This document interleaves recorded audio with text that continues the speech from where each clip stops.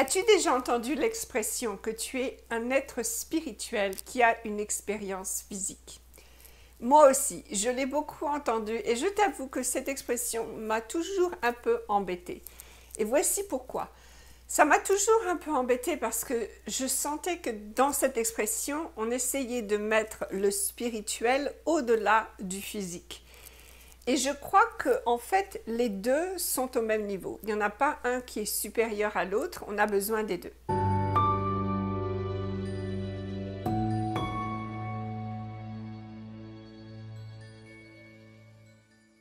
Donc dans la Bible, cela dit au tout début de la Bible, que Dieu a créé le ciel et la terre. Et là, déjà, on a vraiment l'impression que tout d'un coup, le ciel, c'est mieux parce que c'est ce que Dieu a choisi de créer en premier. Et on a vraiment l'impression que c'est là où on va atteindre le paradis, ce qui est parfait, etc. Mais Dieu a créé le ciel et la terre, c'est-à-dire que l'un ne peut exister sans l'autre. Il n'y a pas de séparation, vous avez toujours le ciel et la terre. Si vous dites que le ciel, ça ne veut rien dire tout seul. Si vous dites que la terre, ça ne veut rien dire tout seul. Donc, en fait, nous sommes des êtres spirituels et physiques et non pas un être spirituel qui a une expérience physique. D'accord? Ok, maintenant je vais expliquer qu'est-ce que ça veut dire exactement. Tu te souviens que la semaine dernière, j'ai fait une vidéo sur les émotions et le pouvoir des émotions. Si tu ne l'as pas vue, va la voir. Moi, je crois que les émotions, c'est la connexion entre le spirituel et le physique. C'est-à-dire que parfois, on va avoir une réaction physique à quelque chose de spirituel et parfois, dans l'esprit, dans le spirituel, on a besoin du physique. Et donc, les émotions nous permettent d'être connectés. Et ça, c'est vraiment important à savoir de façon à ne pas juger, que ce soit qu'on ait une réaction physique ou alors qu'on a l'impression de ne pas bien faire dans le spirituel, etc. Et ça nous permet de ne pas juger. Il n'y a rien à juger parce que les deux sont connectés, ok? Et ça nous aide aussi. Maintenant, pourquoi est-ce que Dieu a créé le spirituel et le physique? Dieu est tout. Est-ce qu'il avait vraiment besoin de tout créer ou est-ce qu'elle avait vraiment besoin de tout créer? Oui. Parce que sans la création du spirituel et du physique, Dieu ne peut pas connaître toutes les parties de soi-même. Donc, écoute-moi bien parce que pour moi, ça a vraiment été une révélation.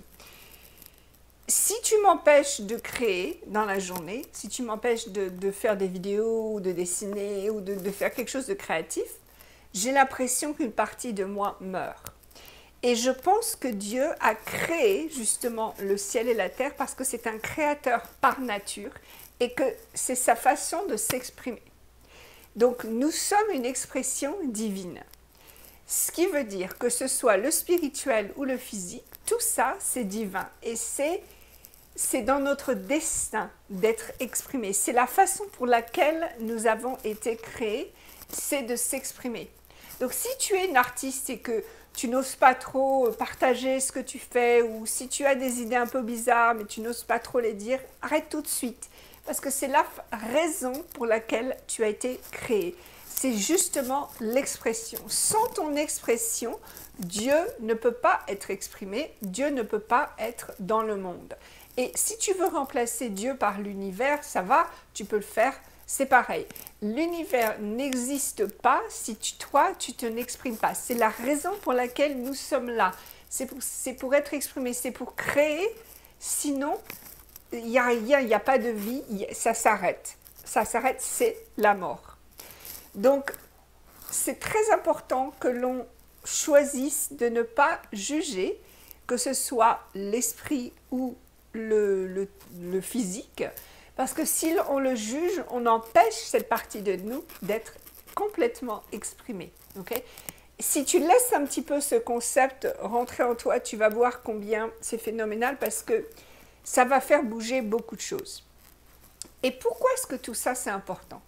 Tout ça c'est important parce que quand tu regardes, tu arrêtes, tu prends de l'espace et que tu regardes pourquoi on est là, pourquoi on existe, quelle est notre place dans cet univers et que tu te rends compte que ta place c'est justement d'être créateur, d'exprimer autant que tu peux exprimer tous les jours, tu vas voir qu'une partie de ta fatigue va s'en aller.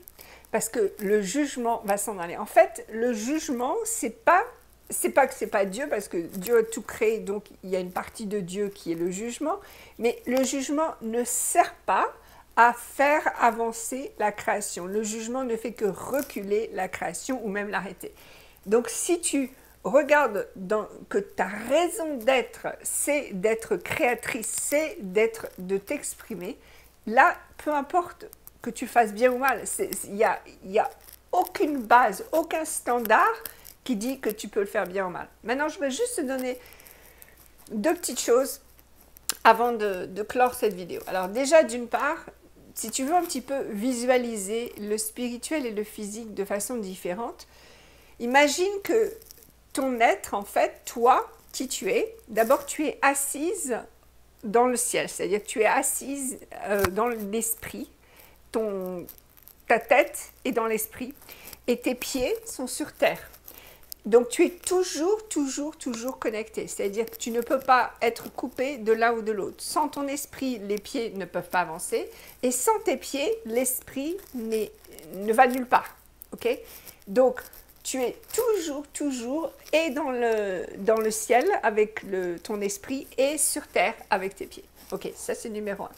Numéro 2, je voudrais te donner un exemple de comment une émotion supposément négative peut t'aider aussi à t'exprimer. Parce que souvent, quand on crée, on se dit « Oh, je vais faire des belles choses, je vais peindre, je vais danser, je vais faire... » Et il y a une partie de la création qui est aussi de faire changer les choses.